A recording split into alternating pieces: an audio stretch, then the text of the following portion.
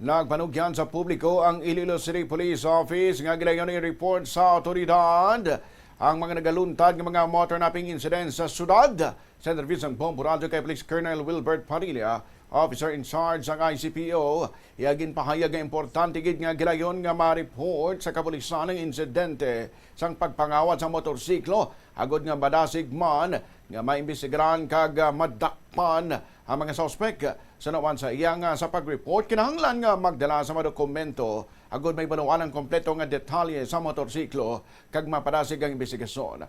Nagpahanumduman ini sa publiko nga magdoble halong kag sigurohon nga nakalaka motorsiklo kag wala man nabili ng yabi. Matandaan nga base sa data sa ICPO, duwa lamang ka motornapping incident sa ilan na record sa area sa molo sa dinadakpan ng suspect kag sa distrito sang Haro, partikular sa malapit sa Land Transportation Office kag ang mga kaso ang padayon pang ginaimbestigaran.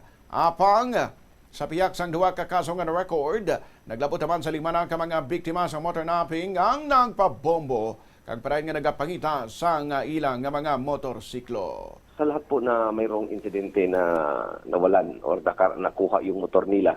So if ever they were not reported to the authorities, pwedeng mag-report sila and to bring the appropriate documents na masabi na sa kanila. Kasi if ever, kahit mayroon silang like for example, nakabili sila ng second hand at hindi nila na-transfer sa pangalan nila, so they have to bring the proof of ownership sa mga sa sasakyan or sa motor na nawala. To make it safe naman na hindi mawala yung motor nila, they have to secure it before they have to leave. Especially dahil hindi nila iiwan yung susi, and if ever, they put additional lock sa mga motor nila, especially if it will be parked sa mga lugar na hindi masyadong matao para hindi naman sila magiging biktima.